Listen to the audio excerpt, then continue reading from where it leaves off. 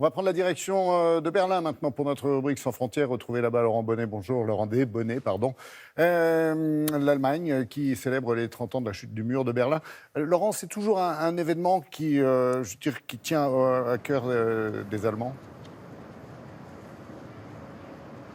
Bonjour, oui, puisqu'il reste beaucoup de souvenirs, d'excellents souvenirs pour une écrasante majorité d'Allemands. Beaucoup de choses ont changé. Depuis 1989, il y a eu la réunification, la fin de la guerre froide, l'émergence de l'Allemagne comme première puissance économique européenne. Beaucoup de choses ont changé également dans la vie personnelle de ces milliers d'Allemands qui sont allés faire la fête ce soir du 9 novembre 1989. Alors pour mesurer tous ces changements, on a travaillé avec nos amis de la ZDF, la télévision publique allemande. Ils ont retrouvé deux personnes qu'elles avaient interrogées il y a 30 ans. Ils avaient à l'époque une vingtaine d'années. Alors qu'est-ce qui a changé depuis? Voyez ce reportage, c'est réalisé avec Brice Boussoir. 30 ans après la fête, après l'euphorie de la chute du mur, que reste-t-il des rêves de ces millions d'Allemands de l'Est qui pour la première fois passaient à l'Ouest? Parmi ceux qui brandissaient fièrement le journal en novembre 1989, Sabrina Bernhoft, 18 ans. Je ne peux pas vous décrire ce sentiment. C'est du bonheur incroyable. Au même endroit aujourd'hui, toujours le même journal et des souvenirs intacts. Tout le monde était incroyablement heureux. Les gens se sont embrassés.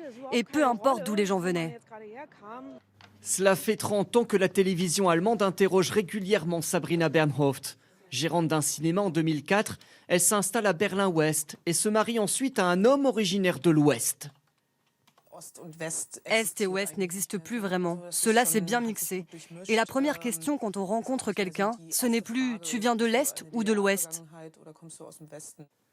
Andreas Rudolph, lui aussi, a gardé toutes les archives de l'époque.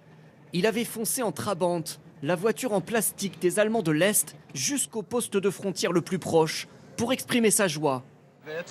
Faut pas dormir. C'était clair pour moi qu'il y aurait un nouveau système politique et que l'ancien n'existerait bientôt plus.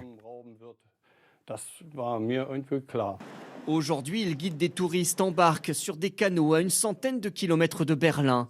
Il gagne 15% de moins que la moyenne des Allemands de l'Ouest, une inégalité persistante, mais il ne regrette rien. Ce que j'apprécie, c'est la liberté, le fait de pouvoir faire ce qu'on veut. Avant, on n'avait pas une aussi grande liberté. Selon un récent sondage, 71% des Allemands de l'Est estiment que leurs espoirs se sont concrétisés depuis la réunification. Et Laurent, comment les Allemands vont-ils fêter cet anniversaire ? Eh bien, pas de grande cérémonie internationale. Cette année, Angela Merkel ne recevra que les dirigeants de l'ancien bloc de l'Est samedi prochain. Mais il y aura vraiment une grande fête populaire avec un concert porte de Brandebourg, avec des manifestations culturelles toute la semaine dans toute la capitale. Et puis, pour marquer l'occasion, ici à France Télévisions, on vous a préparé toute une série de reportages sur les derniers secrets du mur de Berlin, des témoignages, des archives rares. Alors, pour ne rien rater, le plus simple, c'est de vous abonner sur nos réseaux sociaux. Vous tapez France TV Berlin, vous nous suivez et vous ne serez pas déçus. Merci d'évoquer ces souvenirs. Merci Laurent, merci à Brice Boussoir également. Passez une très belle journée et à bientôt.